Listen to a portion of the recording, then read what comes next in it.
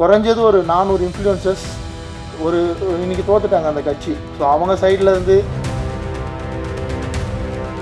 திரு மாண்புமிகு விஜய் சார் அவர்கள் இன்னைக்கு முதலமைச்சராக மாறி இருக்காரு. ஸோ அவருக்கு இந்த நேரத்தில் ஒரு கோரிக்கை,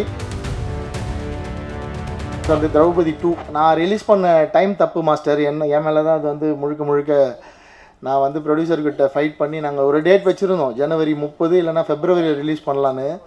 ஜனநாயகன் டேட் மாறி இங்கே முன்னாடி பின்னாடி போனதால் அந்த பொங்கல்னு ஒரு பெரிய கேப் எடுத்ததால் ப்ரொடியூசர் வந்து பொங்கலுக்கு வந்துடலாம் அப்படின்னு சொன்னார். நான் சண்டை போட்டு எலெக்ஷன் வரைக்கும் நிப்பாட்டியிருக்கணும் அந்த படத்தை, இல்லைனா நான் சொன்ன டேட்டில் வந்துருக்கணும். அது தப்பு. நிறைய விஷயங்கள் சினிமாவில் கற்றுக்கிறேன். முதல் தடவையாக நான் அந்த தோல்வியை பார்த்துட்டு தான் கற்றுக்கிட்டாது. அது ரொம்ப வருத்தமான விஷயம். நான் இன்னும் அதுலேருந்து வெளியே வரல.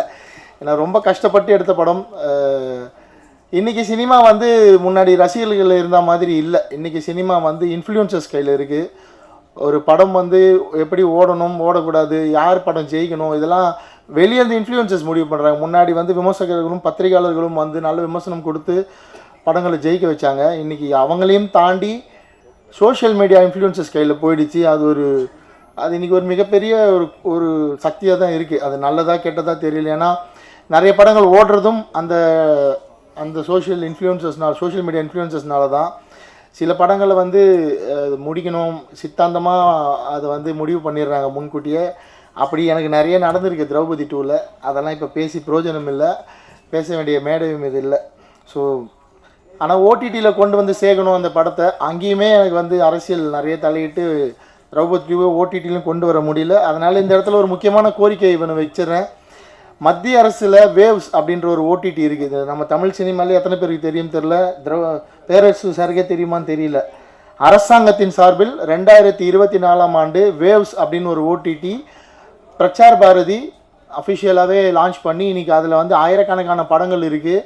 ஹிந்தி படங்கள், மராத்தி, கன்னடா படங்கள் வரைக்கும் அதில் போயிட்டு நிறைய பேர் வந்து அதில் வந்து எதுவும் காசு கொடுக்க மாட்டாங்க. நீங்கள் எல்லா படத்தையும் அதில் போயிட்டு ஸ்ட்ரீம் பண்ணலாம். ஒரு ஹவருக்கு வந்து 6 ரூபாய் கொடுப்பாங்க மக்கள் படம் பார்த்தா. கவர்மெண்ட் வந்து அதை வந்து பே பண்ணுறாங்க.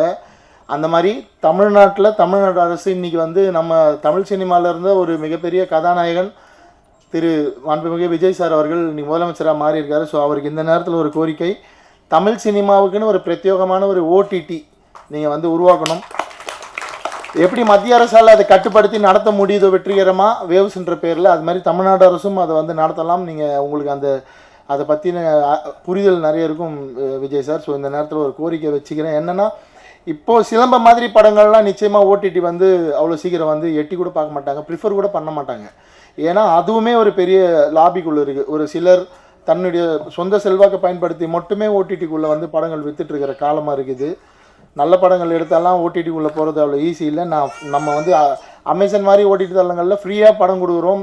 படம் பார்த்துட்டு பேப்பர் வியூ ஆப்ஷனில் கொடுங்கன்னா கூட அதுலேயுமே நிறைய உள்ள அரசியல் இருக்குது. எந்த படத்தை உள்ளே கொண்டு வரணும் கொண்டு வரக்கூடாதுன்ற வரைக்கும் நிறைய அரசியல் நடந்துகிட்ருக்கு. அது சினிமாவுக்கு ஆரோக்கியமான விஷயம் இல்லை. அதனால தான் சினிமா இவ்வளோ பெரிய வீழ்ச்சியை கண்டிருக்கு. இதை பற்றி யாரும் கவலையும் பட மாட்டாங்க. எந்த ப்ரொடியூசர் சங்கத்தில் தலைவராக இருக்கவங்களோ நிர்வாகியாக இருக்கவங்களோ இது ஒரு பெரிய விஷயமாக எடுத்துக்க மாட்டாங்க. அவங்களோட பிரச்சனையோடு வந்து தாண்டி கடந்து போயிடுறாங்க. அது கியூப் பற்றியும் நிறைய நானும் வேறு சார் இப்போ பேசணும். கியூப்லேயுமே நம்ம கட்டுற பணம் வந்து ப்ரொடியூசர் கவுன்சில் தலையிட்டால் நிறைய சின்ன படங்கள் ஒரு 100 தேட்டருக்குள்ளே வர படங்களுக்கெல்லாம் வந்து கியூப் வந்து 15,000 16,000 சார்ஜ் பண்ண வேண்டிய அவசியம் இல்லை. ஒரு தேட்டரில் நம்ம வந்து ஒரு ஷோ ஒரு வாரத்துக்கு ஓட்டுறதுக்கு 16,000 கிட்டத்தட்ட கட்ட வேண்டியது இருக்குது. இப்போ சிலம்பம் மாதிரி படம் வந்து 100 தேட்டரில் ஓடணுன்னா நீங்கள் யோசிச்சு பாருங்கள், 16 லட்சம் கியூபுக்கு மட்டும் கட்டணும். அதில் எவ்வளோ கலெக்ஷன் வரும், அதுலேருந்து என்ன லாபம் வரும்லாம் தெரியாது. ஸோ நம்ம கட்ட வேண்டிய பணம், அதுக்கப்புறம் விளம்பரம் இருக்குது, பேப்பர் ஆடு இருக்குது, பிரிண்ட் பப்ளிசிட்டி இருக்குது, கொஞ்சமாவது நம்ம வந்து ப்ரெஸ்ஸு சார்ந்ததுக்கு செலவு பண்ணோம். இந்த மாதிரி ஃபங்க்ஷன் நடத்துகிறோன்னா ஒரு பெரிய பொருள் செலவு இருக்குது. ஸோ ஒரு சின்ன படம் தேட்டரில் ரிலீஸ் ஆகிறதுக்கே இன்றைக்கி வந்து 30 லட்சம் தேவைப்படக்கூடிய சூழல் இருக்குது. ஸோ கியூப் நிறுவனம் கொஞ்சம் அந்த மறுபரிசீலனை பண்ணி தயாரிப்பாளர் சங்கமும் கொஞ்சம் அவங்க கூட பேசி ஒரு 100 தேட்டருக்குள்ளே ரிலீஸ் பண்ணுற படங்களுக்காக அது வந்து மானியம் வாங்கி கொடுக்கணும். அது முன்னாடி இருந்தது, அந்த நடைமுறை திரும்ப இல்லை இப்போ. ஸோ அதை சரி பண்ணி கொடுங்க. அப்போ தான் இவங்கெல்லாம் வந்து ஒரு நிகழ்ச்சி நடத்தி இங்கேருந்து ஒரு 20 நாளுக்குள்ளே தேட்டருக்கு வர முடியும். அவ்வளோ ஈஸி இல்லை. இந்த மாதிரி ஒரு நிகழ்ச்சி நடத்திட்டு சந்தோஷமாக இதே சந்தோஷத்தோட படத்தை தேட்டருக்கு கொண்டு போகிறது. சிசேரியன் மாதிரி அது ஒரு 3 மடங்கு சிசேரியன் ஒரு படத்தை தேட்டருக்கு கொண்டு போகிறது அவ்வளோ கஷ்டம். ஸோ தமிழ்நாடு அரசு தயவு செஞ்சு ஒரு ஓடிடி பிளாட்ஃபார்மை க்ரியேட் பண்ணி அதே மாதிரி பெர் ஹவர் 6 rupees கொடுக்க முடியலனா கூட streaming charges per hours 4 rupees கொடுத்து சின்ன படங்கள் நிறைய படங்களை வந்து ஓடிடிக்குள்ளே கொண்டு வந்து மக்கள்கிட்ட கொண்டு போய் சேர்க்கறதுக்கு நீங்கள் ஹெல்ப் பண்ணணும். ஏன்னா நான் மறுபடியும் சொன்னது தான், சோஷியல் மீடியா இன்ஃப்ளூயன்சஸ் பண்ணுற அவங்க வந்து தன்னோட லாபத்துக்காக காசை வாங்கிக்கிட்டு எந்த படம் ஓடணுன்றதை அவங்க முடிவு பண்ணுறதால நிறைய நல்ல படங்கள் ஓடிடிக்குள்ளே வந்ததுக்கப்புறம் தான் மக்களால் பாராட்டப்படுது. நிறைய ஓடின படங்கள் ஓடிடிக்குள்ளே வந்ததுக்கப்புறம் மக்களால் வந்து விமர்சிக்கப்படுது. இது இந்த படம் எப்படா ஓடிச்சு, இது ஸ்கேமு. நீங்கள் ட்விட்டர் யூஸ் பண்ணுறவங்களாம் தான் தெரியும், இந்த படம் ஸ்கேமுன்னு போடுவாங்க ஓடின படத்தை. அது ஏன்னு பார்த்தீங்கன்னா இன்ஃப்ளூயன்சஸால், சோஷியல் மீடியா இன்ஃப்ளூயன்சஸால் அது சின்ன நெட்வொர்க் கிடையாது, நம்ம கண்ணுக்கு தெரியாத ஒரு மிகப்பெரிய ஒரு நெட்வொர்க்காக அது இப்போ இயங்கிட்டுருக்கு. நான் பாதிக்கப்பட்டிருக்கேன். திரௌபதி 2 திரைப்படம் கிட்டத்தட்ட ஒரு குறைஞ்சது ஒரு 400 இன்ஃப்ளூயன்சஸ் இன்றைக்கி தோத்துட்டாங்க அந்த கட்சி. ஸோ அவங்க சைடில் இருந்து கட்சின்னு இல்லை, கட்சியில் இருக்க சில நபர்கள் அவங்களோட சொந்த சிந்தனைக்காக அதை பயன்படுத்தி ஒரு படத்தையே வந்து மக்கள்கிட்ட கொண்டு போய் சேர்க்காமல் அவ்வளோ நெகட்டிவ் ரிவ்யூஸ் வந்து பிளான் பண்ணி கொண்டு போய் சேர்க்க முடியுது. மக்களும் அதை நம்புகிறாங்க. ஏன்னா நம்ம அதே பழகிட்டோம். புக் மை ஷோவில் என்ன ரேட்டிங் இருக்குது. இப்போ இந்த சிலம்பம் படம் ரிலீஸ் ஆகிறதுக்கு அன்றைக்கே வந்து என்னால் இவர் ஒரு 1 லட்ச ரூபா செலவு பண்ணாருன்னா புக் மை ஷோவில் என்னால் 9.5 ரேட்டிங்ஸ் வாங்கி தர முடியும். அப்படி ஒரு ஆப்ஷன் இருக்குது. ஆனால் நம்ம மக்கள் வந்து அந்த ரேட்டிங்ஸை தான் நம்புகிறாங்க. அதெல்லாம் இன்ஃப்ளூயன்சஸ் மார்க்கெட்டிங். பணம் இருக்கிறவங்க, பெரிய பணம் செலவு பண்ணுறவங்க, ஒரு 50 கோடி 60 கோடியில் படம் எடுக்கிறவங்க ஈஸியாக 6 கோடி ரூபா செலவு பண்ணி அவங்களால மார்க்கெட் பண்ண முடியும். இந்த மாதிரியான படங்கள், இந்த பிரசாத் லேப் வந்து கிட்டத்தட்ட ஒரு மாதத்துக்கு 25 படங்கள் பார்க்குது. அவங்களாம் வந்து எப்படி தேட்டரில் போய் படத்தை ஓட்ட முடியும்? ஸோ இதெல்லாம் புரிஞ்சுக்கணும். இதெல்லாம் எங்கே பேசுகிறது தெரில. இந்த மாதிரி மேடை கிடைச்சா தான் பேச முடியும். ஸோ இவ்வளோ பேர் கஷ்டப்பட்டுருக்காங்க. இந்த கனவுகள் எவ்வளோ இருக்கும். அத்தனை சிலம்பம் பயிற்சி பெற்ற மாணவர்களுக்கு வந்து இதில் நடிச்சிருக்காங்க. நம்மளை இந்த மக்கள் கொண்டாடிட மாட்டாங்களான்னு எவ்வளோ கனவு இருக்கும். அதெல்லாம் நீங்கள் எப்படி சாத்தியப்படுத்த போகிறீங்க தெரில. ஆனால் படம் முடிஞ்சு இதுக்கு பல பேர் ஒத்துழைச்சிருப்பாங்க, பல பேர் உதவி பண்ணியிருப்பாங்க.